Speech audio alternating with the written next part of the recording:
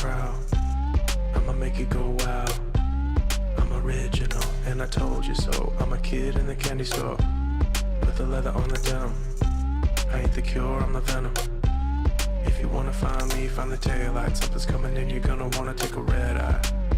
It's time to go. It's time to go. Get ready. Get ready. Get ready. Don't blink, don't blink. Get ready. Get ready. Get ready. Don't blink, don't blink.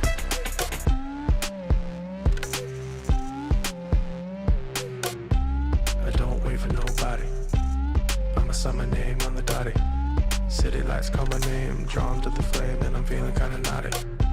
I hit the ground running, step out the door and I'm stunning. Better hold tight cause you know what's going down. I'm setting the pace cause this is my town. So get ready. Get ready. Get ready. Don't blink, don't blink. Get ready. Get ready. Get ready. Don't blink, don't blink.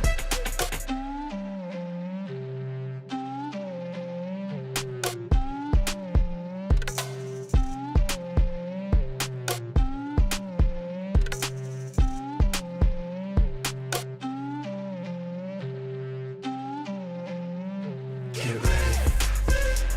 Get ready. Get ready. Don't blink, don't blink. Get ready. Get ready. Get ready. Don't blink, don't blink.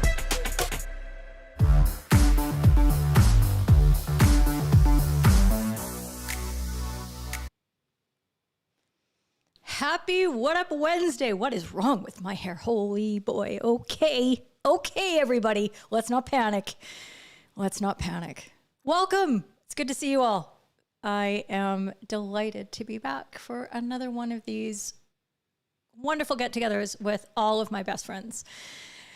And I have the window running that is distracting me, letting me know that I am actually live on YouTube. So yeah, I'm going to get rid of that. I hope you're well. Who umpired last weekend?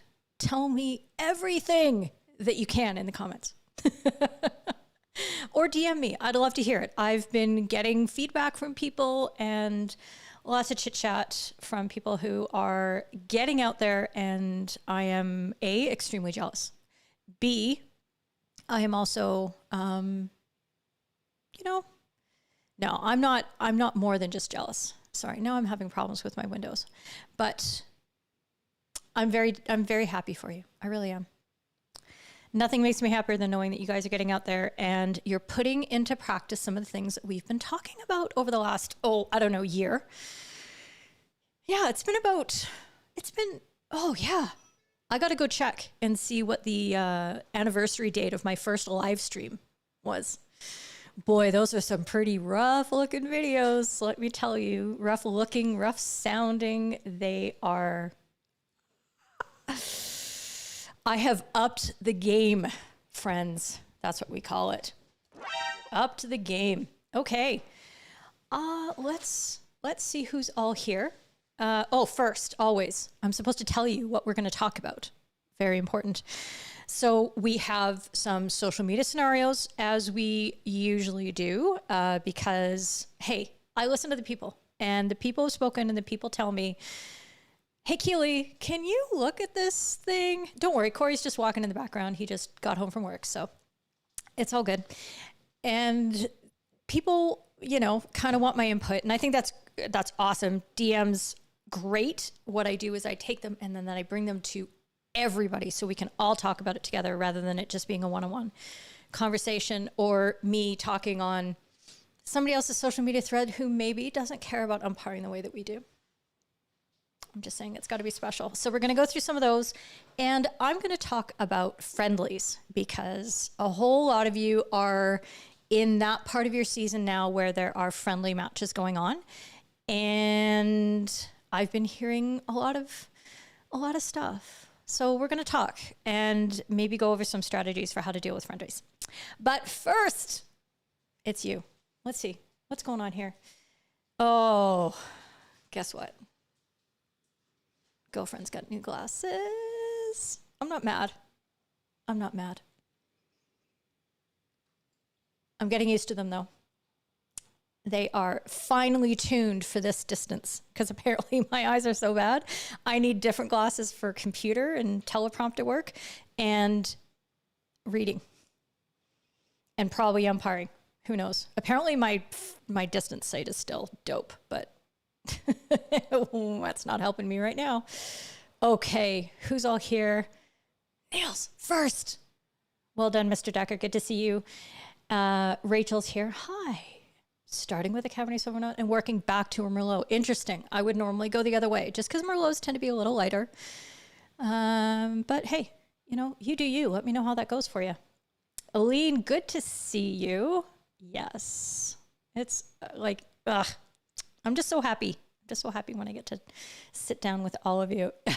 Andy, look, you got to be upright on it in order to beat Niels because Niels is always first. And first to like it. Scott, great to see you. Yeah, and Simon Milford is not going to be, I feel, that's why my hair is bad, because Simon's not here. I'm just saying. Or I don't know, it just didn't, After it's been straightened once, it doesn't like to try to curl again. It gets really, really crazy. And yes, of course, he will catch up because I always ask him to. There you go. Am I doing anything right? I don't know, man. I don't know. AJ. Hey, friend. Good to see you from Lancaster. Cat's on board. Awesome. Aline, did you guys ever play hockey? I did, but not anymore. You did when you were 9 to 14 years old, and you're 17 now, but you still, I don't know what the rest of it. David Blackman. Sir, I can't wait. Ask all of the questions. We have so many really knowledgeable and awesome umpires in the chat. If I can't get to your question, you know that they will. Because that's how we do things. We do this as a team, as a third team. Neil still plays. Aline, you're finishing your sentence, but you'll watch hockey for the rest of your life. That is what we want to hear, right? This is the big problem that we have in our sport is that people tend to be, don't mind me, allergies. People tend to be participants, but they're not fans. And think about football, soccer, and think about how so many people played when they were, 4 years old. Because it's the first sport that you can get plunked onto a field and you kind of pick out the dandelions and, maybe chase after your friends and ignore the ball.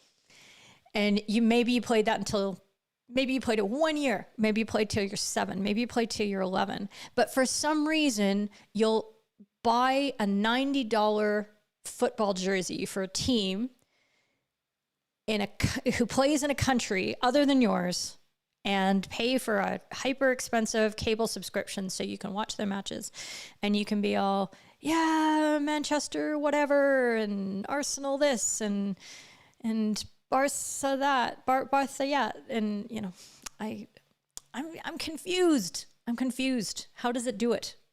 How does the football do it? Sorry, that was rant.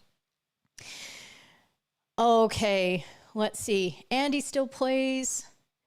And Rachel still plays, but umpires at a much higher level. And that's pretty common because playing tends to be one of those things that, there's more competition. There's more people out there who are playing. And I know I sure got to a higher level than umpiring than I ever would have as a player. Scott, you played. Yeah, this is awesome, you guys. Keep talking. Talk amongst yourselves. Here's a topic. Dogs, daughters, and coffee. Talk. Let's see. Rachel, you're still working on your umpiring. You're physically ready, just a few mental issues to work out, COVID related. I got you, girl. I got you. It's it's funny because every time I get into an online conference with a bunch of hockey people around the world and we're having a chat, we do talk a lot about COVID, and it seems like, oh my God, do we have to talk about this again? But I think it's a really important, especially to get past the whole, this is what's happening in my country, but to get to how it's been impacting you as a person. And, you know, this is the mental health aspect, but I like to make it concrete. And it's like, let's talk about how we're feeling. Yesterday here in Alberta, we just went into a even more severe lockdown. So we cannot gather with anybody outside of our households outside. That's like how intense the lockdown is. All the schools are shuttering for a month. All personal services, salons, things like that are shuttering. No patio dining, nothing. We're in real trouble here. We have the most cases per capita of any state or province in North America. So that's kind of what's happening here. So I've actually really been having a tough time the last few days, because it's been great that me and my friends and like my dad's fully vaccinated, and this is awesome. But oh boy, it's hard. So I want to hear how you're feeling and what your journey back to hockey has been like. So there you go. And Digital Buddha. So on the other live streams, Corey has a nickname. He's called Mr. Sir. Don't ask. Like, does it have to be rational? No, it does not. It does not. Oh, wait. I got to catch up because there are so many comments. I love you guys. Holy smokes. Did you? Oh, Lean. Oh, dear. I was sitting in front of a white shower curtain that I'd strung up on a rod. David, you'll love this one. Yep. Don't go back, David. Don't, because it's really embarrassing. Really, really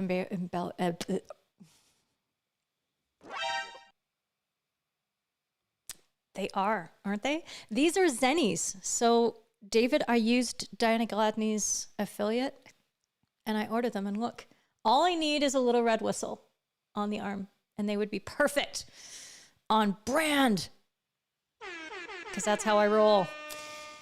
Barry, you're moving into summer cricket season. I don't know what cricket season is. You might want to explain that to me. But today's weather, rain and hail, and you have a little gap in your summer hockey. It's beautiful here in Calgary today. We've been having like rain, cool rain for the last 3 days, and today is gorgeous. So I hope I can get outside later. Thank you. Yeah. There you go. Are you sliding into people's DMs, Andy Waller?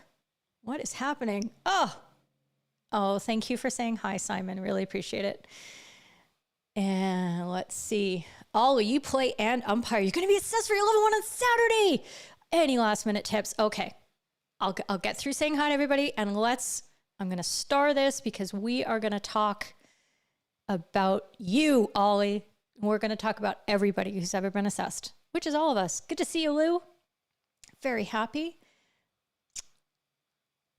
Doing the mod thing. Oh, yeah, I know. Yeah, it's probably going to end it's probably going to be May 30th. And then we'll see what happens. Andy's dying to get back to it. There's talk of a summer league. Ooh. Fingers crossed, friends. I hope so. Okay. Announcements. Where did my notes go? I had a thing with notes. I did. Oh, there it is. Okay. Don't worry. Don't panic. Don't panic, everybody. Oh no, that's me. That's me panicking. Okay. I wanted to do a little thing where I thanked all of the green members. And so I'm breaking it into little sections. So I would like to thank always these amazingly, ridiculously good-looking people: Richard Dunmore, Ian Robinson, Alex Winsdale, AJ Alex. I don't know. You got to tell me which one to say. Thingdon Cottage, the very mysterious. I am literally being sponsored by a cottage. It's amazing. Simon Webb, the professor, Simon Mason, and Matthew Causey, who I haven't seen for a few weeks, but that's okay, Matthew. That's okay. I know you got your thing going on. But I'm looking forward to seeing you all. And if you would like to be this good looking, friends, all you have to do is sign up. $3 a month.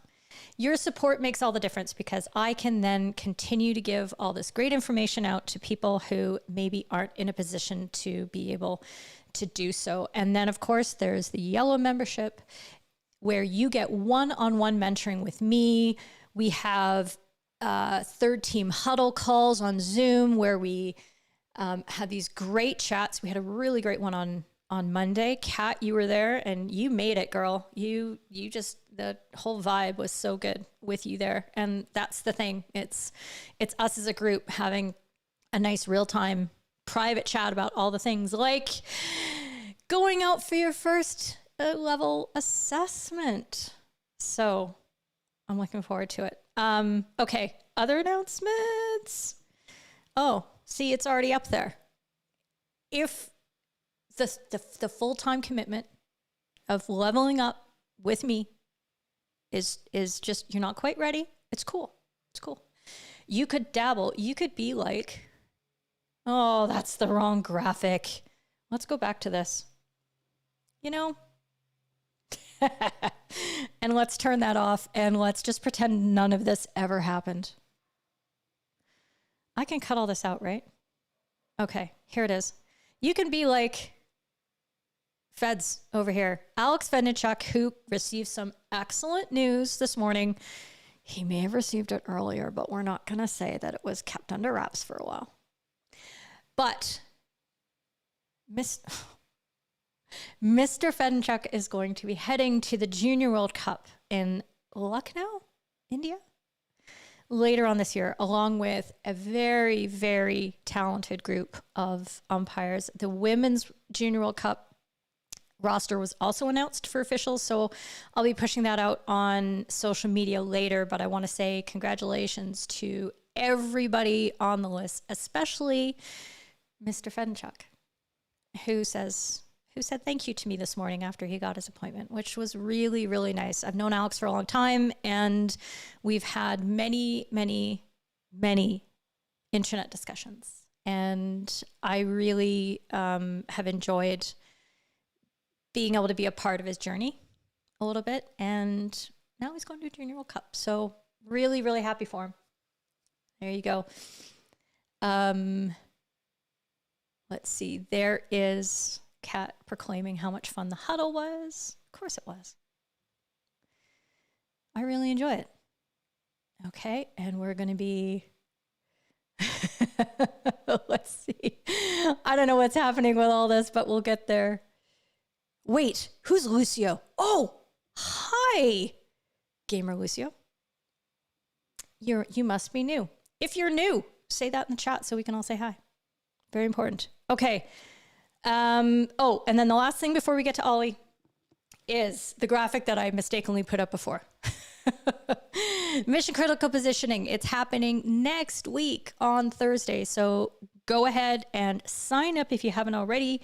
If you want to know more about the modern positioning, fun times that we're doing. I think we're going to see quite a bit more of it at the Junior World Cup because of the generation of umpires that are there. These are many of the up-and-comers, and I think that some of them are working on this for sure. So, and if they're not, I got you. I got you. Okay. That is all the announcements. That was long. Okay. What? Lucio's your brother? Oh my God, this is so amazing. Family affair. Good to see you, friend. Welcome, Lucio. And you're awesome. So, Ollie, where's my favorited comments? Your level 1 assessment is coming up. Let's talk about this. All of you, I would like to hear your one most favoritist tip for getting through an assessment game. I'll tell you mine if you tell me yours. No, I'm just kidding. Just, just share if you can, because I would love to hear what you do to get through assessments. One of the things that I try to focus on when I'm in any big game, and one of the things about when you get to international level that's really interesting is that you are always being assessed. There are no off games. So you get into that mentality that you are always being evaluated, but that evaluation matters less than the evaluation of the players on the pitch. And so I always just try to focus on, am I doing a good job for these players? Like, I just focus on serving the game instead of focusing on, oh my God, what is this UM going to want from me? And when I focus on that and what I can give instead of how I'm being perceived or viewed, it's kind of like doing live streams and just having to let go of all of your pride and just say, this is about me being able to give something to you and to connect with you. And it's not about whether my hair's bad or how awesome my glasses are, or if I put up the wrong graphic or whatever the case is. It's, can I still give you what you need? Can I still give you valuable information? Can you still enjoy yourself and take something away that you're going to put into practice in your next game? So that's my top strategy. Let's hear what all of you are saying. Andy, ignore the assessor. Just umpire like it's any other game, and management is the key. Here's Simon's. That's really good, Andy. Thank you for that. Simon, make sure that you look the part. Dress properly with the whistle and cards. Look smart. You'll umpire smart. Absolutely. Like, look how smart I look right now. Nobody's going to mess with this. Clearly, I know what I'm talking about with glasses like this. Yeah, and because you can't, it's really hard to pretend somebody's not there. It's the elephant in the room. As soon as you say, I'm going to ignore that the assessor's there. Yeah, the assessor's there. But they're not the important person. They're not.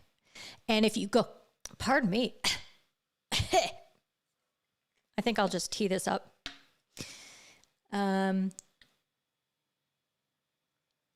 Musical interlude. That's what I need. If you go into the game always with that same focus, you're now on an even keel for every game, and you're not having to feel more in an assessment game than you do in every other game. And I know it's easier said than done, but this is going to tie into the discussion we're going to have about friendlies in just 1 second, because that's important. Look, I have a different view. I can't read any of those. This is for you to see that you're all there. Use your assessor when you need them. Otherwise, just make sure the players have a nice match. Love it. Good, Niels. Rachel, be yourself. Don't do anything you haven't already done. Yep, absolutely. So that can be something, and even if you have a meeting with your assessor beforehand and you say, hopefully this assessor will ask you for your things, what you're working on, what have you been trying out, that kind of thing. So you can tell them, and you might say something like, I understand, I want to try a new positioning style, for example, but I'm not going to do that today because I want to make sure that I'm the most confident I can be for this game in this situation, so I can show up my best. And then your assessor will understand where you're coming from. And that self-awareness is more than half the battle, friends. It really is. Scott, make sure you have fun. It's still hockey in our favorite sport. Yeah, we had a nice chat about this during the huddle on Monday, because we were talking about dealing with the stresses of performing in a game. And Kat, feel free to chime in and talk about the things that you were implementing, but ways to diffuse tension in tough matches and things like that. And one of the things was that I try to make sure I connect with players. So I will find the moment to just say hi to somebody, or, hey, nice save keeps. under my breath, or I will give some proactive instruction, but really shape my tone in a way to say, hey, I'm on your side and I'm helping here. Hey, you need one more step for that 5. Something like that. Making a joke. Just saying, just getting outside of your own brain where you get caught and that circle of thoughts that, bat, that buzzes around in your head and puts you into a shell. You need to break out of that. And the easiest way is just to make contact. If you have radios with a colleague, you can do some nice things with that. Again, keeping in mind there's balance and you don't want to get distracted, especially with jokey banter, but being able to, to be absorbing that relationship and thinking about somebody else's needs really above your own and what's going on in here. It's so good. It's so good. Absolutely. Just do your thing. And Ollie, how old are you? You got lots of time. And every assessment is a magnificent opportunity to improve. So keep that in mind. And Andy, here's a good one. Make sure you get to know your colleague well. They're probably on the same assessment and just as nervous. Yes, absolutely. Use each other for support. That's a really, really good idea. Okay, love it. Okay, let's talk about stuff. So this was something I added in after this weekend because I received some texts and DMs, and I have been over the last few weeks, about people doing friendlies. And I'm looking, and I realized that as soon as you get more than one question on the same topic, that this is something that we as a group can talk about. So there you go. Many of you are in friendly season in England. And I find that term really interesting, the friendly, because I'm going to start out. My first little piece of advice is there's no such thing. There are scrimmages, and everybody outside of Canada, or I think North America, I think Americans know this. Lou, do you understand what I'm saying when I say scrimmage? Scrimmages are inter-team matches. So you're playing the rules, but it's within the team, and you're probably not keeping score. You probably have modified the rules a bit. It's gameplay practice, scrimmage. There are those. And then you have matches in which you're keeping score. You have one or the other. And if you are keeping score, it's not a friendly. There's nothing friendly about it until you do the things you need to do to give the players the opportunity to enjoy themselves. So let me talk more about that. I like the term test. I like that term rather to describe it, because it is a test. It's a test for you to see if you are going to step up to the plate and keep yourself on that same line. Just like what I was saying with, you want to have the same approach regardless of whether you're being assessed, whether it's a playoff game, whether it's the opening game of the season, whether it's a quote unquote friendly or a test match that has no playoff or medal or promotion, relegation, standings consequence.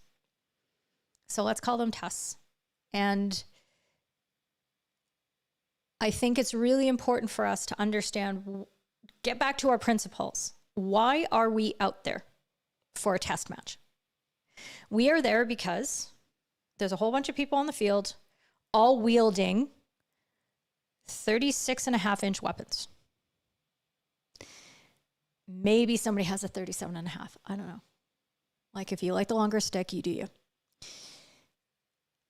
Battling for a very, very hard spherical object. And we don't wear a lot of equipment. Every rule, and this is why every time I talk about Unruly Tuesdays and we go through scenarios that I say, why is this rule in place? What's the danger here? because almost every single rule is about danger. So when you realize, okay, we're there to protect the player's safety, and we do that by enforcing the rules in a manner which is fair, which is equal between the teams, and we do that with empathy for the players. When we have that handle on things, the game is much safer, and the players can then have the room to express their skill and their enjoyment and their camaraderie and all the things that make sport awesome. The challenge with summer hockey, as I understand it, I don't play a lot of this. And I remember back in the day when I did play, so when I was playing university, we had a team, our university team was entered in the men's league because that was the only place we could get competition that was, because we were the best players in the city. So in order to practice as a unit and to train as a unit in gameplay situations, we played in the men's league. And some of the matches were pretty scary. I'm not going to lie. Because we were playing against adult men who, some of them weren't too happy that they were on the field with players they considered to be from the inferior gender, for example. Or they just thought it was a waste of their time generally. So, well, they're not as fast as we are and they're not as strong as we are. But the times that we were able to play our best hockey, and we often still lost, but we played our best hockey, was when the umpires took the match seriously. And they called the game as they would any match and to the best of their ability so that we felt safe. We knew that we weren't going to get victimized by some slide tackle or some dangerous stick, or we weren't going to get shoved over when we were entering the circle, things like that, because we knew that the penalties were in place, the standards had been set, and everybody knew that if you did something like that, you were going to be penalized. So the deterrent value was there. And so when you have players of varying abilities, it's even more important to enforce the rules correctly. I'm trying to find the right word because I don't want to say strongly. I don't want to say, I think sometimes we walk into a test match. I was going to say the bad word. Friendly / test match. We say, well, it's just a friendly. We'll want to keep the players on the pitch. Yeah, of course you do. But they can only play if they are going to show the right level of care and consideration for the safety of everybody who's out on the pitch. And that means that they might have to take more care if they're playing against a 13-year-old boy who only weighs 75 pounds. They might have to take more care if they're playing against an older woman who's trying to run around. And your job is to communicate what those standards of care are. And you don't give the players any room to feel like that care isn't going to be there. You want them to know that they're safe. Players get angry because they feel unsafe. And many, many situations that I've seen where breakdown fouls have occurred and things like that, we need to put ourselves in the shoes of the players who, the reason that they get upset when things aren't penalized appropriately isn't necessarily because they want to win and they want to make sure that that player gets carded and gets taken off the field, but they want to feel safe. They want to know that they're not going to get taken out. And they want to feel confident that they're going to enjoy this and they're going to be able to go to work tomorrow, or they're going to be able to go to school, or whatever the case might be. So that is my sort of take on test matches. The minute you show up maybe without your full kit on, or you show up with the attitude that, oh, it's just a casual game. The only time that attitude is acceptable is when it's literally a social and everybody is drinking. Those games are fun, but they're also not the easiest for umpires because we've all seen those games go wrong. I saw some of those games go wrong in Blackpool, and I didn't understand it because I was like, well, if I don't like what's happening, I'm just going to go have a, what was it? A shandy? Is that what it was called? A shandy? That was back when I could handle beer. Something like a raspberry-ish drink anyway. You know what I'm talking about. So it doesn't mean that you have to be officious. It doesn't mean that you have to go out there with, a stern attitude and things like that. You can enjoy yourself, but your standards still need to be the same.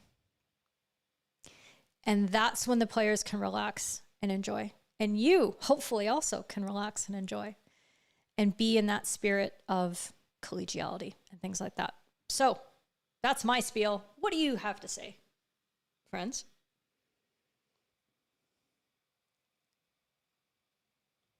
Oh, it's okay, Gamer Lucille. It's okay, Lucille. Okay, Chris. There can be inter-squad and inter-team scrimmages. Yep.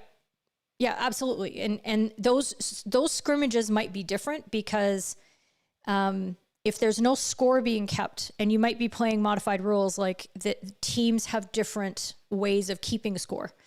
Like they need to keep possession, they need to complete 5 passes, and every time the team completes 5 passes in a row, they get a point. And that's what the competition is like. That's a scrimmage, right?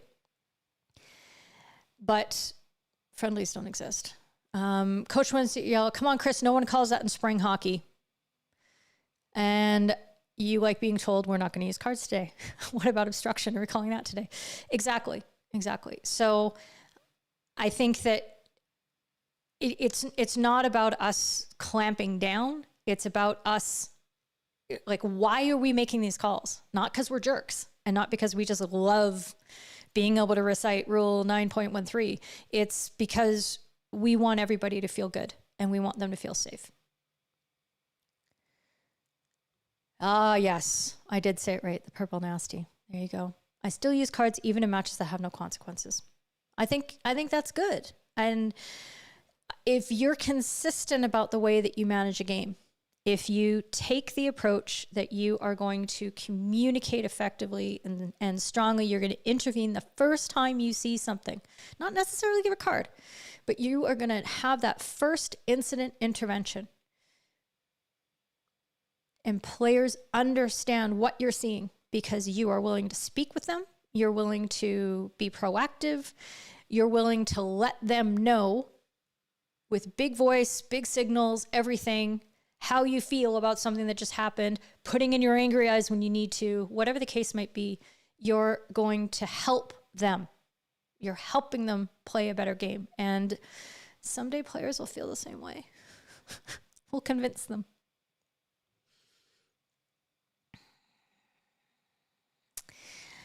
That's interesting. Well, I mean, that's one way to handle it. But I mean, honestly, my approach would be, if you're telling me that this game doesn't, have consequences, then I'm going to, like, why am I here? Why am I here? Because I'm here because I have the ability to make a great game. And I had the ability to keep players safe. And I can't do that if you take my tools away. End of story. Yeah, that's good. So logically. So there you go. I did a little, it's getting very crowded in this area here. Let me just take some of this off. I wrote a little piece. You can go there, FHumpires.com/unfriendly. I wrote it way back in whomever, but I posted it in 2015 because I posted it on Field Hockey Forum. And those were my thoughts 6 years ago. And luckily, when I looked it up and I Googled my own thoughts, I do this all the time, you guys. It's so weird. I'm not going to lie. If I get a question, I think, I'm pretty sure I said something about this before. I should Google myself. I go onto FHumpires.com and I use the search bar. Like I'm somebody else. And instead of even going to the back end of the website, I use the search bar. And I'm like, if I were someone else trying to find out what Keely Dunn said about friendly matches, here, I put in the term friendly and boom, found the article that I wrote in 2015. So you can do that too. And that way I can make sure that I'm being consistent, or if my opinion has changed, I need to be able to understand why. And I need to be able to explain that and maybe go back to the old article and fix it. There you go. Yeah, exactly. Exactly. Okay. Where are we at? Oh my God, 1:45. Who did that? Who did that? It wasn't me. Okay, scenarios, FHE reactions, whatever you want to call them. Here's the first one that we saw. This is actually part of my clip library collection. So I've seen this before it got onto social media. And I am interested to hear your thoughts. So this is a Pro League match from, I think it was 2019. Love it. Needs to try and pull that back.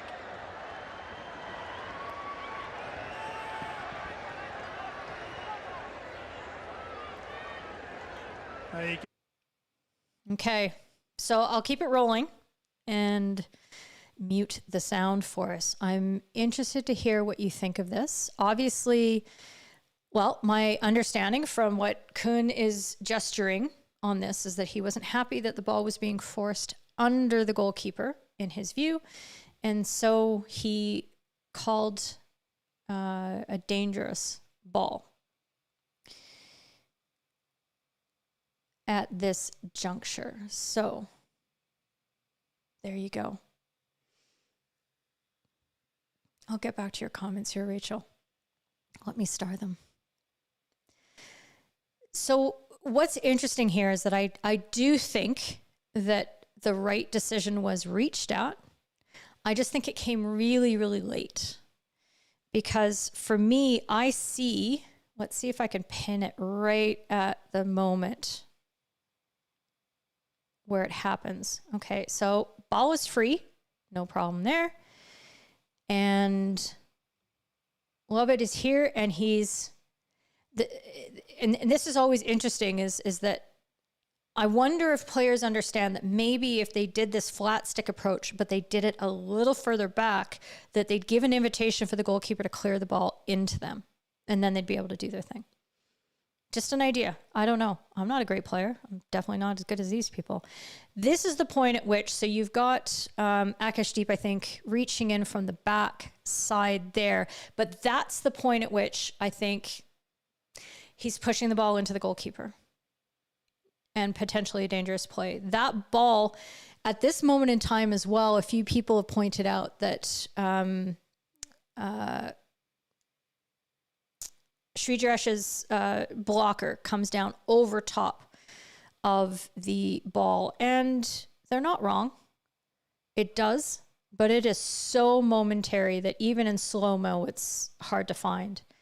And I don't think that there's any, you know, the attacker isn't prevented from reaching the ball. So that is the point at which I think the call could have been made. And then when it's there, there's another point. But then you get into the situation, because after that, Amit, is the defender here, is now obstructing, like third party obstructing, making it very hard to get to the ball. And then when it kind of reaches out and Amit gets out of the way, coincidentally, that's when Lovett is able to try to, you know, shovel the shot over top. And that's when the whistle goes. So I think you get to the right decision, but it's really important to be on the ball for this. And it's hard because at this level, the umpires are trying to let the players play, right? And let them express their skill. But you can get yourself in really dangerous situations when you try to do that. The thing that I would like to see here is Kuhn gets nice and close, but given where SCHCvAMS is logging and that his leg guards are out at that angle, in order to see what's happening, Kuhn needs to flash up a little bit more. And I don't know if I've shown it with you guys or I did it in, it's in my mission critical positioning video anyway, or workshop, where I show some incidences where umpires literally rotate over the top in order to be able to see that. You're not going to get hit with the ball there. You're just not. That's not where the ball is going to go. Look at where all the players are standing. You're in a very safe zone. There's all these defenders, you know, all that kind of stuff, but you need to curl around so that you can see around what's happening with the goalkeeper's body. And once you do that, I think you've got the ability to see more.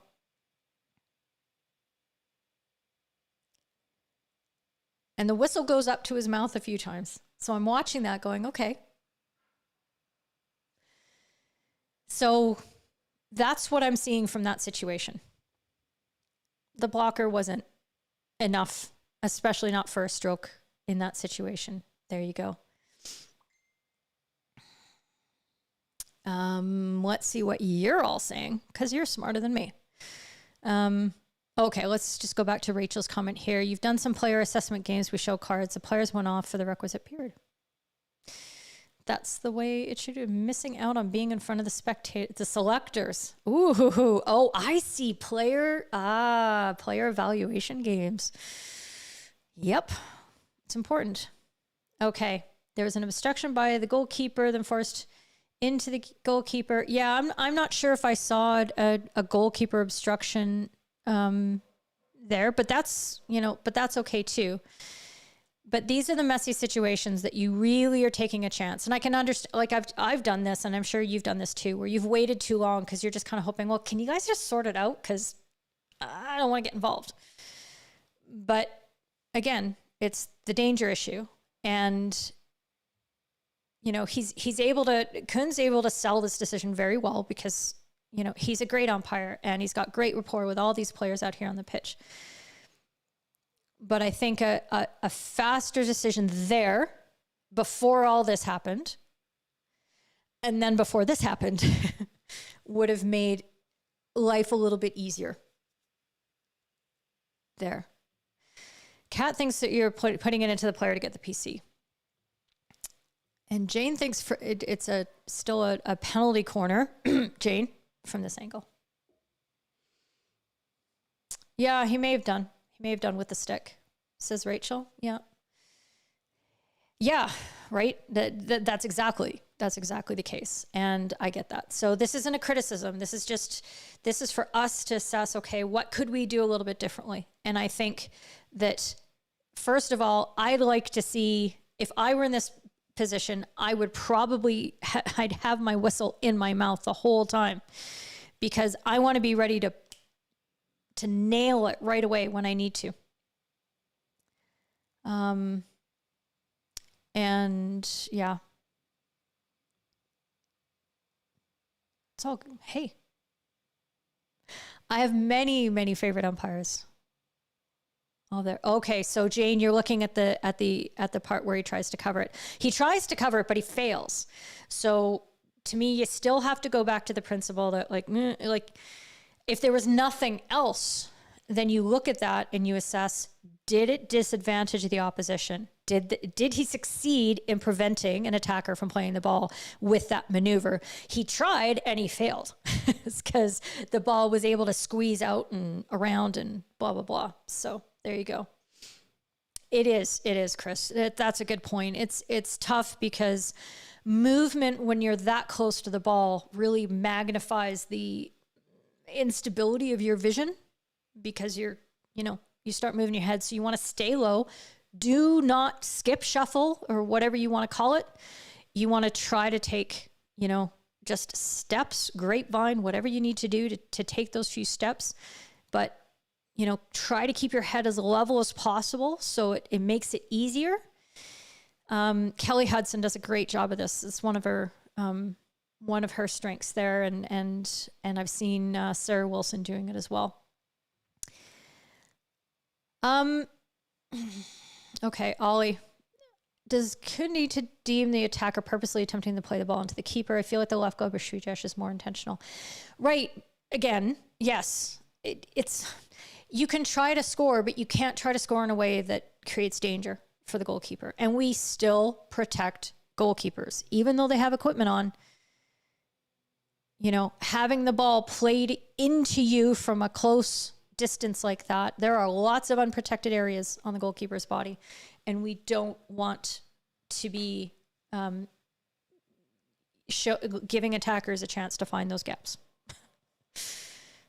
and all that kind of thing. And think again of the frustration levels of a goalkeeper. So in your match, you know, SCHCvAMS is cool. He's like super chill. And, you know, he and Kuhn get along great, fine. Nice reaction after this. He's like, hey, I've also got, you know, I've got to fix my pad, all that kind of stuff. All good. But think about in your games when you see a goalkeeper who's down and they're getting a ball hammered at them from up close.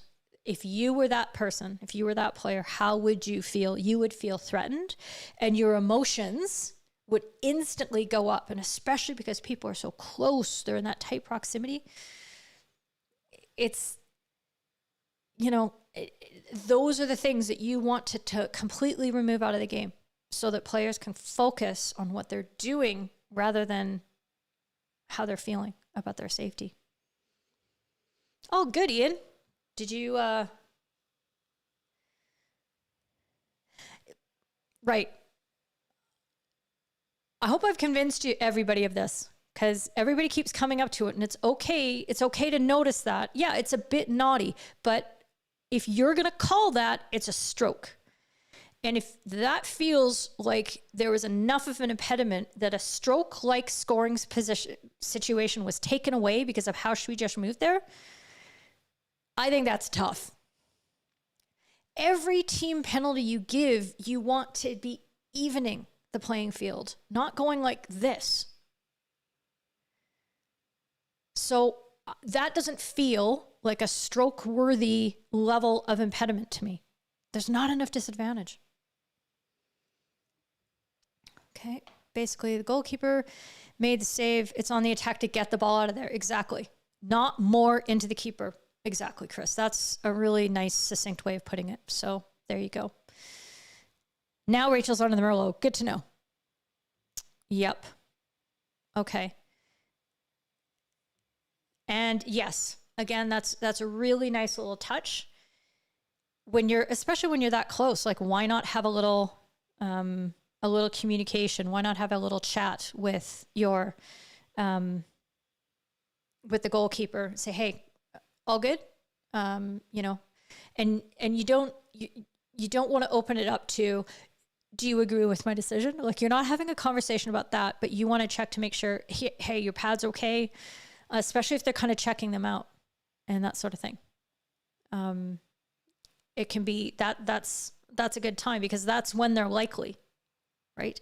Those kind of down, like when they get down or in a collision situation, like a slide and there's a collision or something like that, it's a really good time to have that little check-in and make sure that they're good.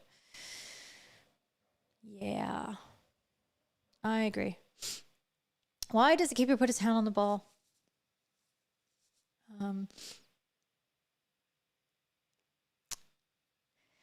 Yeah, like it just, it's got to work. It's got to work. Just because we see from the angle that his blocker is in this position and hovering over the ball doesn't mean. And the attacker is able to get underneath and move the ball. So, of course, he doesn't do the right thing and pull the ball back and then flick it up or something like that. No. Yes, if the obstruction had worked. Good. I'm glad we're all on the same page on this. Oh, I think you could sell land in Florida, Kat, but yeah, it would be tougher for sure. Okay, So scenario 1. Yeah, it's really funny, hey, how, and for all of us that play, right, how we get that kind of, we're just like, the goal's right there if I can just get the ball. Instead of just pulling it out. The goalkeeper's down in a very vulnerable position. There you go. Okay, here's the next one.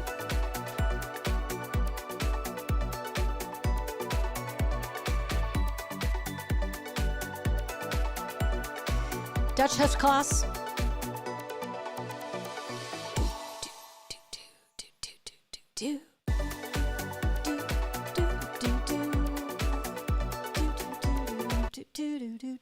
Okay. What do you think? This was Hockey NL, I think. I can't remember who put this up. I don't remember. The decision on the field was a penalty corner. There were actually some commentators on the Hockey NL website who said that Score pushed the defender down. I was like, sir,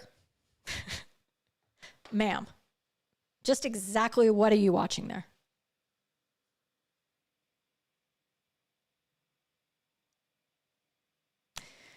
Yeah. Sorry, I'm looking for comments to see if that's okay. It's okay, everybody. We all have to learn each other's spellings eventually. It'll get there. Okay. Is it a slide tackle, though? For Chris, that's 10 and a stroke.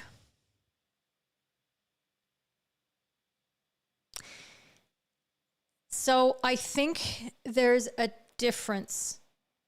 And this is why I hate.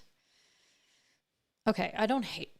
I dislike the guidance that is put on slide tackles, because in the word usage, there's a lot of people who start saying, if a player goes to ground, it's a 10-minute yellow. The action of a slide tackle is still very much an intentional, I am going to go to the ground in order to make this tackle. Okay? The intent is to go to ground. The intent is to get down there and use the momentum of the turf and all that great liquidy goodness to allow us to move more quickly along that horizontal plane. Not more quickly, but quicker than we could if we were upright. Because when you're reaching down that low and you're trying to run, you slow down. And that's why they like sliding, because their momentum keeps them going. So I think it's important to distinguish the difference between the intent of going to the ground and then maybe going to ground in a reckless way. However, I don't think that is an unreasonable to. Oh, has he given a stroke?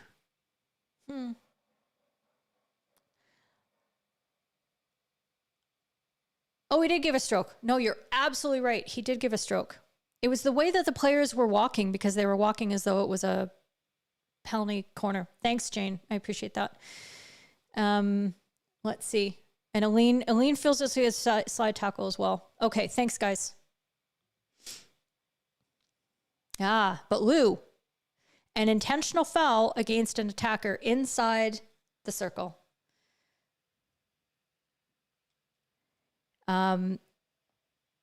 It doesn't have to be a scoring opportunity. It doesn't have to be. Okay? An intentional foul like that, just because they're not in the act of shooting, doesn't mean that it can't be a stroke. And I'm hearing this a lot, Lou, on the American forums.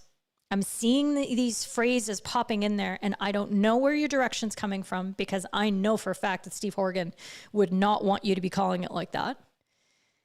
And everybody's talking about how it has to be a probable goal. It's like, no, that's 12.4a, which is an unintentional foul that stops a probable goal. 12.4b is the intentional foul against an attacker with possession or likely possession of the ball. I don't like seeing strokes awarded for intentional fouls necessarily where somebody is in no position to do something good. Again, I like still the idea of what is taken away is what is given back. And if an attacker is dribbling down the left baseline, for example, and you know, they've got their back turned and then they get shoved to the ground or something like that, I can see a PC and a green or a yellow for that. So that's the difference there. For Neil's PS, penalty stroke and possibly a yellow card. I like it. A lean 10-minute yellow, I think, and a penalty stroke. Andy.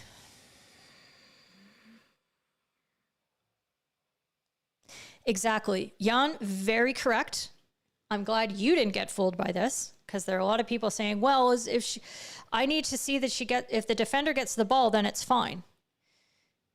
That is a different sport, friends, a completely different sport. Your brain hurts. No. She's overreaching and she loses her balance. Absolutely. She does so from a poor position where she's still breaking down the play. She's reckless as to whether she's going to take that player down. So I still see that as being a penalty stroke. But if I saw a 5-minute yellow for this, rather than the mandatory 10, and of course it depends on where you are in the control ladder in the game, blah, blah, blah. If there had been other physical challenges that were dangerous-ish that took players down, I could see. If anybody gave a 10-minute yellow for this, I'd be like, yeah, okay, that's totally fair. I just want you to be careful. I just want you to remember what we're dealing with slide tackles, as opposed to players who,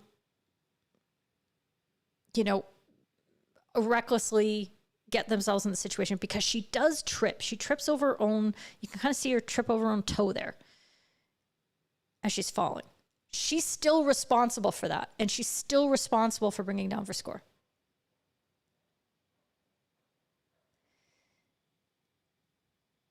But is it the same as a slide where a player is running and then they put themselves onto the ground and slide with their momentum in a way that they can't possibly stop it? It's a different issue. Okay?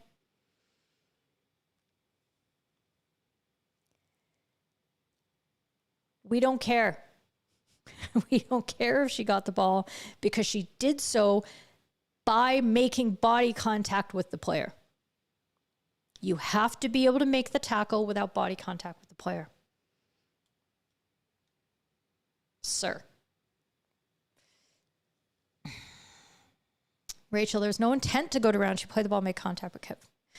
Oh yeah, definitely not a sell on, or definitely not a sell on. Definitely not a play on. It was definitely, like, there's definitely something there. So, regardless of getting the ball, regardless, the attacker with the ball wasn't ready to shoot yet. So, yeah.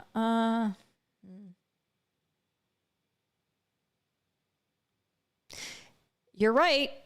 You're right. Thanks for, I am chided.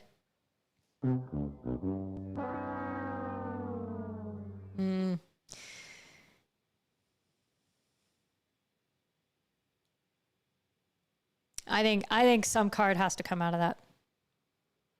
That's just too physical. And I'm looking, you can see in the corner, the top corner, and the time of the game as well.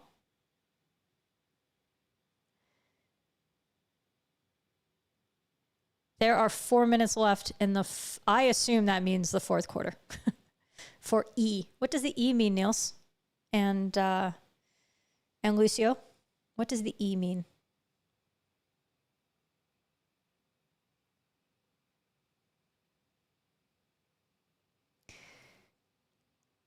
Yep. Hi, Koichi. Domo arigato. I hope I said something intelligent there. It's good to see you, friend. So for Neil's a 10-minute yellow. Yes. He's probably talking about Kun there. Ian, not a slide, but no way that tackle could have added any other effect than to take the player down. Okay, exactly. Okay, so that's Ian. That's what I am hoping that we're coming to. That it is a reckless challenge as to, hey, I'm just going to go ahead and dive in here. It's dangerous because it does take the player to ground, and luckily nothing happens and everybody's okay. But yeah, stroke. There you go. Last quarter. Yep.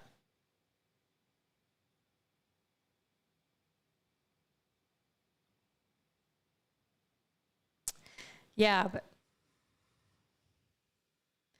so that's where the desperation in the defending comes from, right? Okay. Yeah, good. I hope that helps.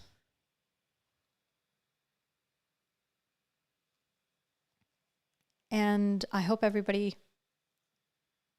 is on side with that. Yes, kind of like the first. Okay, good. I understood that. Awesome. Awesome sauce. Glad we're there. Okay. I'll deal with this one quickly. This one came through on Instagram yesterday from Ryan, Hockey Boy Ryan. Boy. I'm pretty sure you have to save it like Flavor Flav. Boy. Do super check. This is a question: how to deal with spectators that talk badly to umpires. I Googled myself and tried to find the What Up Wednesday where I talked about dealing with spectators. And I bet it was the Christmas episode. Oh, I'm trying to do better at putting chapters and indexing and, tagging everything correctly. So I think it was that one. And so a lot of you are probably going, oh no, Kaylee's already answered this one. But I'm going to say it quickly for Ryan's benefit, is that as an umpire on the pitch, unless you have something in regulations for your competition that govern how, that give you some kind of power or responsibility to deal with spectators, not your problem. You deal with them by them not existing. Your concern as an umpire is everything that happens in the big white box and how people come into the big white box. Everything else needs to be part of a technical crew. Now, if your competition has rules about standards of conduct and things like that, and that umpires are, it's really hard for you to do your job and focus on what's in the big white box if you're sitting there trying to kick out a spectator. You might have rules that coaches or the teams are responsible for their spectators. I don't know. But for me, spectator behavior is a community responsibility. And so I think it was that Christmas episode where I talked about how I, as an umpire manager, or even as an observer at matches, is I walk around and I go insert myself into the spectator groups where people are rabble-rousing. They're causing problems. And I strike up conversations and engage in those people in dialogue, maybe about the decisions that are being made in the game. Maybe I just try to distract them. Maybe I remind them about how everybody out there on the pitch is developing. Say it's an under 15 tournament, and I'm saying, hey, I've got developing umpires out there, and they are learning and they're doing a great job for this level of play. And oftentimes spectators really have no idea what they're talking about. But you have to go in with that empathy that, okay, you're passionate. I get it. Let me tell you something about this game. And let me tell you about how we in our sport handle being a spectator in this game. We're supportive, we're encouraging, and we're all a big hockey family. So we don't do that whole official abuse thing. If you're bringing that in from ice hockey, from football, from basketball, from whatever, sorry, wrong sport. You need to go over to that field over there. Oh, just head over there.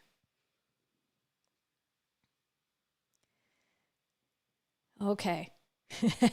New scene.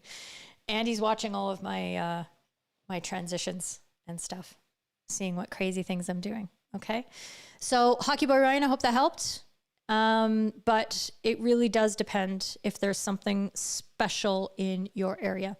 And I don't know if that's the case.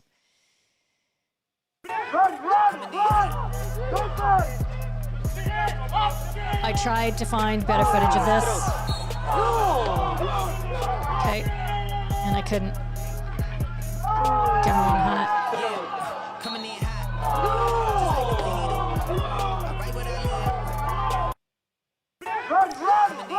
Okay. Now I'm going to mute it. Otherwise, I'm just going to keep dancing. I really don't like this clip because I don't like the angle that we're at. But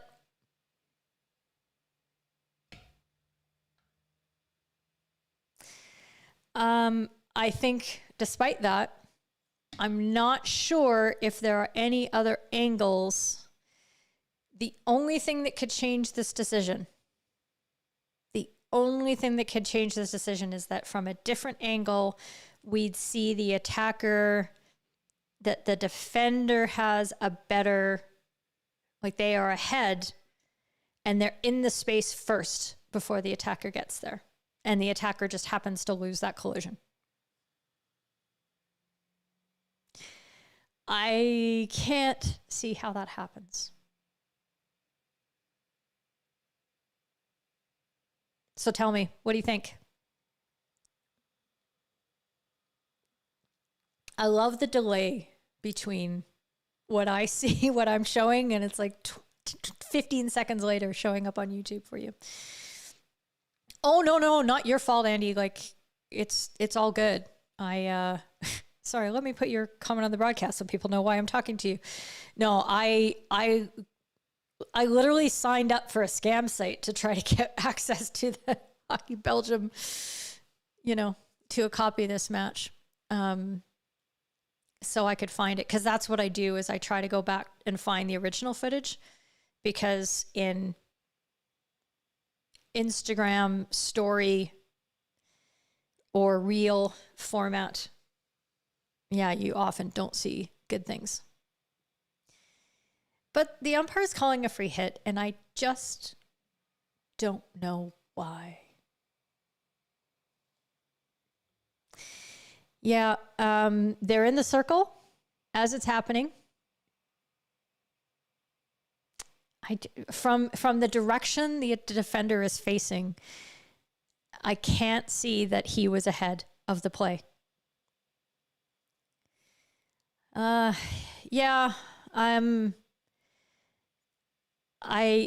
want to do that, Jan. I really do. I want to, but I don't. It's a stroke and a yellow again. Like, it's just like I can't see a, like I'm trying to fathom, like I've said, nope.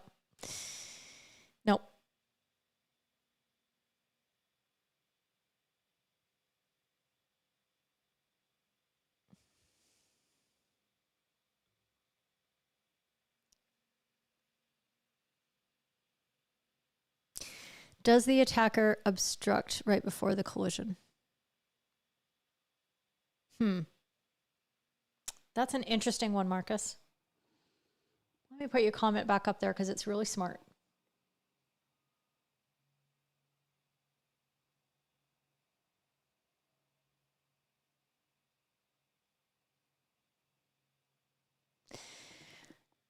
That's a possibility. That is a possibility because it looks like the ball could have been, I'm not sure about that one, but I think this, Marcus, what you were alluding to that Andy's picked up on is that the attacker's shielding, and that's why the call came out.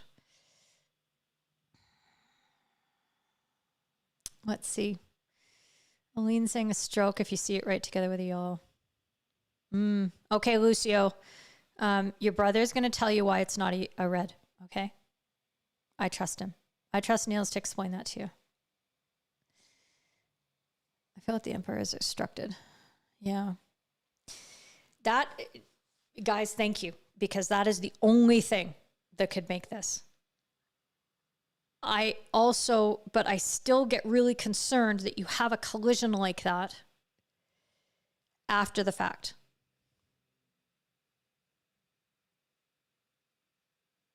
So there's something to be said for the separation of the team penalty and the personal penalty.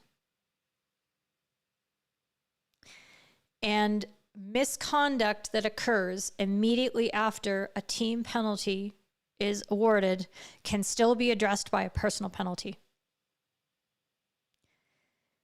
If you have the communication powers, and you really should, that kind of tackle, I don't care what positions you're in, unless that's fully initiated by the body position of the attacker, that has to be dealt with.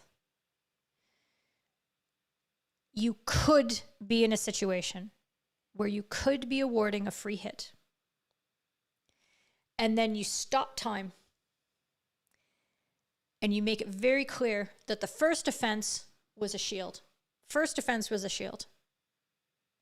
But this, yellow, off you go. Okay?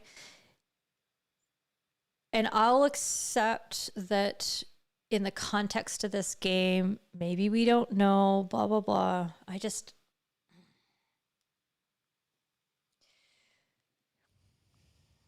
Let the players play. Let them body check each other to the ground like that. That's a separated shoulder. You know? Like we saw players in the EHL finals who fell to the ground and broke elbows, separated shoulders. And this is what we can't. This is not something that should be happening on our pitch. I just don't get it.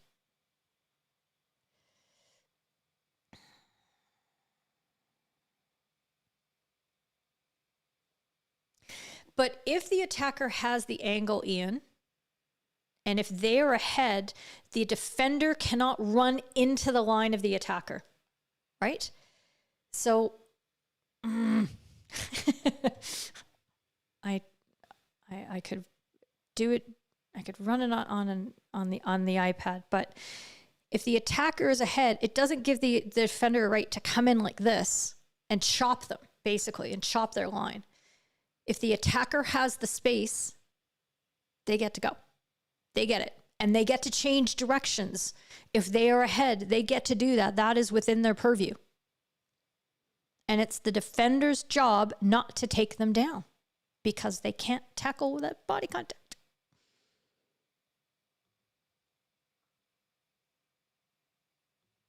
It looks like a slight obstruction, but it's also a normal position for taking a shot at goal. Yeah, like, you know, you're going to turn your body at that angle, and you know the ball isn't going to be in front of you.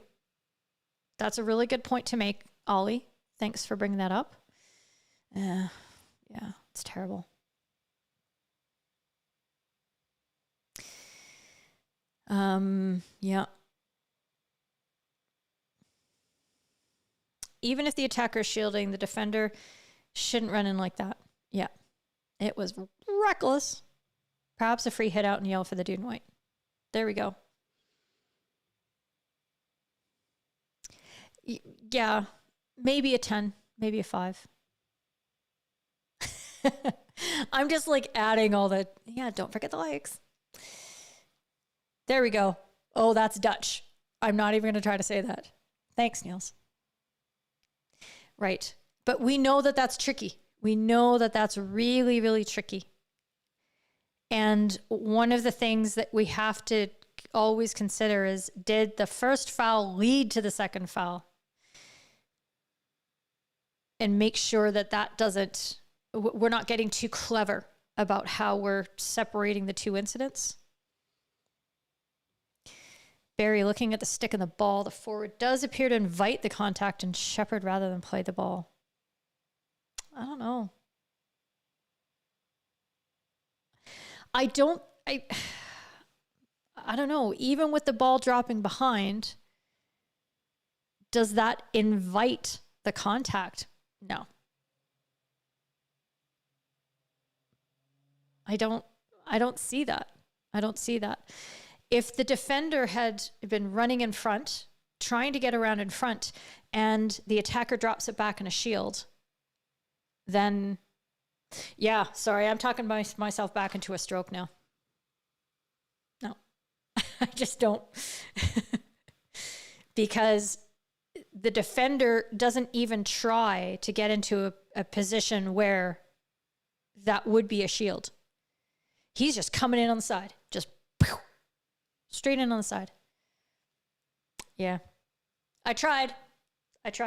It's a good point, and it's a good, and maybe that's, if your focus is if you're very ball focused and you're watching the attacker and you're watching what the attacker's doing with the ball, then I can see that might be the place that you put yourself in as an umpire making that decision. You have to keep a bigger vision, and you've got to watch the defender when contact is coming up. That is the only way you're going to see whether something is a shield or a stick block. Who causes the obstruction? You can't watch the ball. You've got to watch the defender, right? I say that over and over and over again.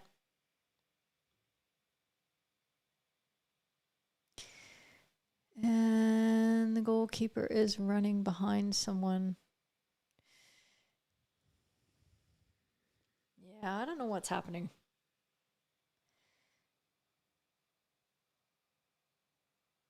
I think he's just running after the ball. I think he's, oh no, where did the ball go?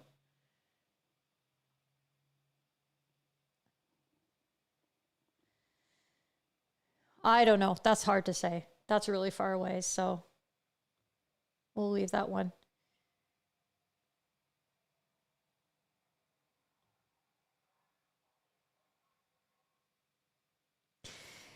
Yeah, well, you have to separate them if they're different incidences, for sure. Yeah, and it's still reckless.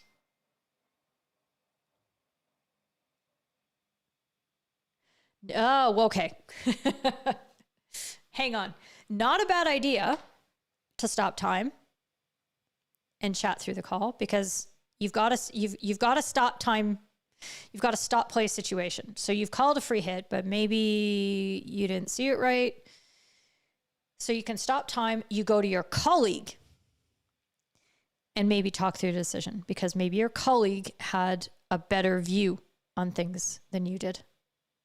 You don't bring the captains in to talk it through, because they don't get a vote. You bring the captains in after you've come to your decision and say, this is what we've decided. You give the clear explanation, and then everybody goes about their business. You maybe answer one question, and then you send the captains away. However, the captains don't get to come in. You might want to talk to a captain and say, that's nonsense. Get that out of my kitchen. Okay? That's not happening again. He's going off, regardless of what decision I was making. Yeah, you would think this is Belgium, like, what's the word for their top league? I don't know. You'd think they'd be on radios. And then he was pointing at the attacker running away with the ball. Yeah. What do I think the correct decision is? To be clear, do I think it's a free out? No, I don't. I just think it's a stroke and a yellow. I tried to look at, okay, maybe if he's dropped the ball behind him, but then like you still have to be responsible for your body. And the attacker was not moving into the defender's space. He couldn't be because the defender is facing, look at where the defender is facing. He's not facing us. He's facing the back line when he makes that contact. That's the direction in which he's running. So if he's running this way and the attacker's running this way and he body checks him, okay. I've talked myself straight into that. If I was the other umpire and seeing the situation exactly from this angle, would I correct my decision to shout? No, I wouldn't shout stroke. Absolutely not. I would say, do you want to chat? And invite my colleague to consider that there might be an issue with this. It's still got to come from them, and I am not going to say anything loud enough that would tell any player around me who could be overhearing it that I disagree with the decision. You have to be really, really, really, really careful about that. You think only you are on the radio, but there's lots of people who are listening to what you're saying, and they're watching your body language to see. And that's where you might, if you're pre-game talking, you still have to talk about this stuff, even if you have radios. It's like, okay, how are we going to handle a situation where I've seen something very different to you and you're controlling it? What do you want from me as a colleague? Do you want me to say, let's have a talk? Do you want me to say, I've seen something different? I think let's get together and have a talk is good because it gives you the possibility that you're just going to confirm and that you're going to take your time and consider all of the, you're going to take your time and you're going to maybe communicate with the captains like Andy was talking about. But you might also be changing minds. Hearts and minds. Yeah, I really tried. Marcus, I really do appreciate that you pointed out the ball position because it is something to consider. Yeah, Elaine, first talk to your colleague and explain the decision to the captain. Yeah, and then send them away. Yeah, I mean, yeah, we know that it's Royal Leopold and Dragons.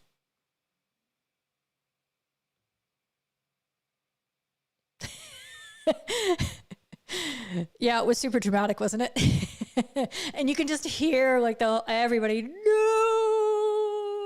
like they're doing that one. I would also ask my colleague to stop time themselves so you don't undermine them. Excellent point, Scott. That's another good thing, right? The impetus really has to appear to come from the controlling umpire as much as possible. Okay, so have that respect, and that's why your team talk is so important. Your pre-match talk. Download the pre-match chat card today. What did I call it? Did I call it pre-match? I can't remember. Damn it. If any of my mods remember, feel free to link to the card. That needs to be part. And, you know, you want to have that rapport with your colleague and that trust to be able to say, okay, let's say I've totally effed up a call in my circle. How are you going to help me? I want you to help me. So you're empowering your colleague to communicate with you. Tell them exactly what you need so that they know. And then you have to trust them. If they give you the magic words, if the secret word is, let's talk, when they say that, you have to say, oh, right. I'm going to stop time right now. And even if you feel really, really sure about your decision, go in with an open mind to your chat and hear what they have to say. And maybe what they have to say, you say, you know what? I actually still really feel like from my angle, which, I mean, he was at a good angle, so I don't know why you know, whatever. I don't know why he didn't, he saw it the way he did, but you might feel in your situation that you've got the best angle, and maybe the feedback is like, you know, oh, actually, you know, supporting colleague, I really appreciate your input, but you didn't see this thing that happened right here. And then they go, oh, okay. Now you've worked through it. Great. And you can say, we're all good. We're still going with a free out or whatever. Pre-game talks are so important.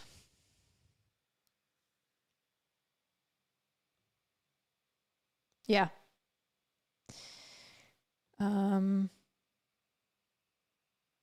Yeah, he is. Absolutely. I know. I know.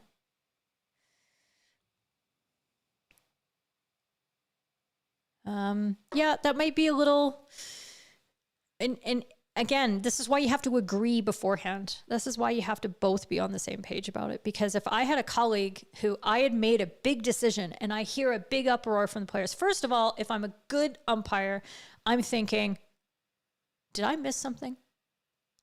You have to be able to question yourself. You have to be able to take that on. Okay, so there we go. Thank you, Andy, for putting that pre-match chat up for sure. And so you should be in the position where that happens, and you should be looking over at your colleague. I went through a period in my, I think I've told this story before. I went through a period in my international career and my domestic career where I really struggled looking for help. We didn't have radios at the time. And I wasn't thinking about how my colleague could be helping me. And so I'd make a big decision and there would be, and I wouldn't look. I wouldn't look to my colleague. Even though we had talked about it in the pregame talk, I wouldn't do it. And everybody knows about how I talk about writing on my hand. So I was in Ireland at the under-21 European Championships as a neutral umpire. And I was writing, look, on my hand in big letters, and I put like eyeballs on my hand and stuff like that. And so I would end up looking at my hand all the time because I'd be writing on my hand for cards. I'd be like, look, right. Oh yeah. Okay. Just getting that keyword, you know, emblazoned into my brain so that the next time I made a decision where maybe my colleague has some help for me, and I should be thinking about this a little more carefully, I'd look. It took me about 2 tournaments to get that. That was also when I was going through the focus phase, and I was doing that. I did a lot of things in that tournament to try to get better, and that really helps. So be open as the controlling umpire. Is that, oh, boy, that's a pretty big reaction. And you're going to get big reactions to big calls at big moments in the game, in big games, all the time. But if something is unexpectedly big, or you know it was a 51-49 decision, you should be open to that. But your talk with your colleague beforehand is like, hey, I've effed it up. This is what I want. Let's talk. So that's what I would say.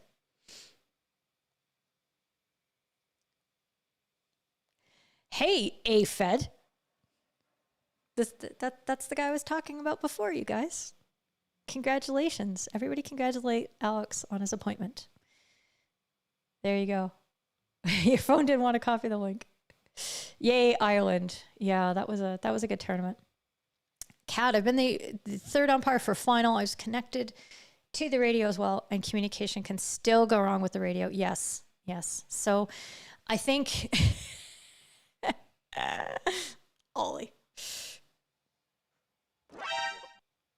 So yes, it's sometimes the pre-match chat is nothing that you haven't talked about with your colleague before, especially if you've, you know, been umpiring the same area and this is something that you've umpired with so much. You know what they do, you know what they say.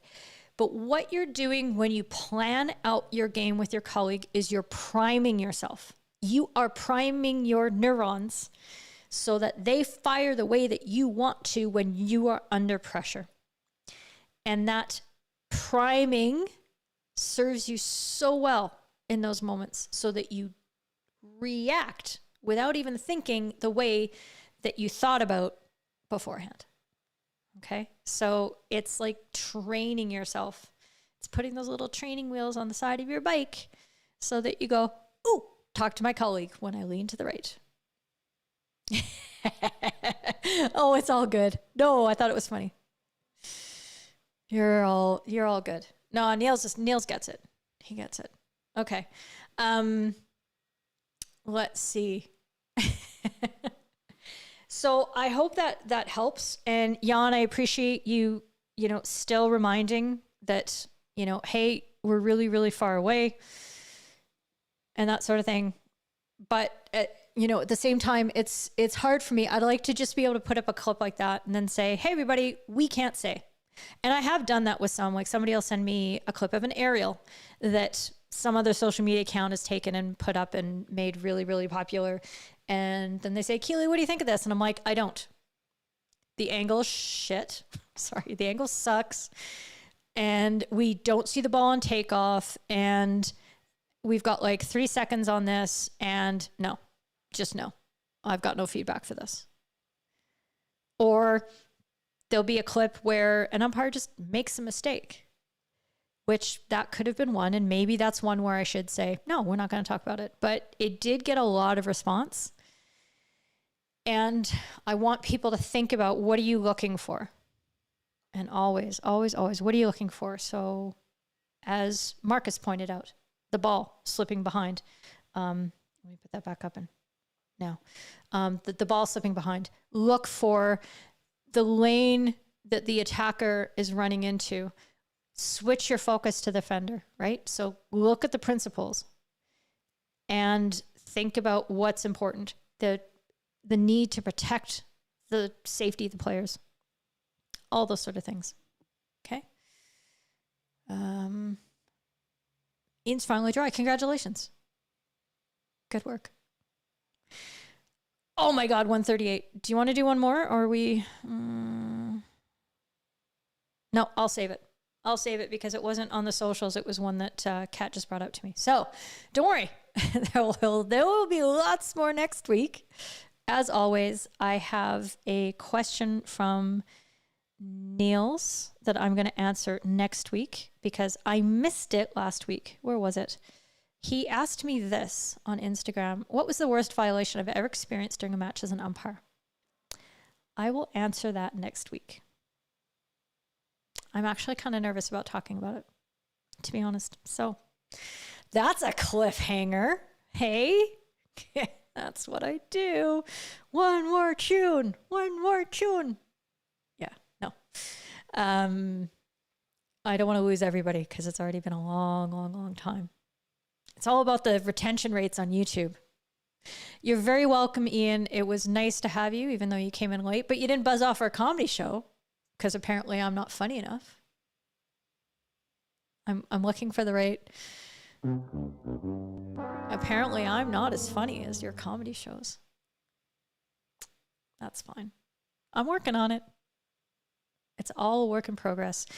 If you see clips that you want to show, you want to get more conversation about, you want to try to develop a consensus on and understand the principles about, please DM me with the links or with the video and I'll be able to track it down.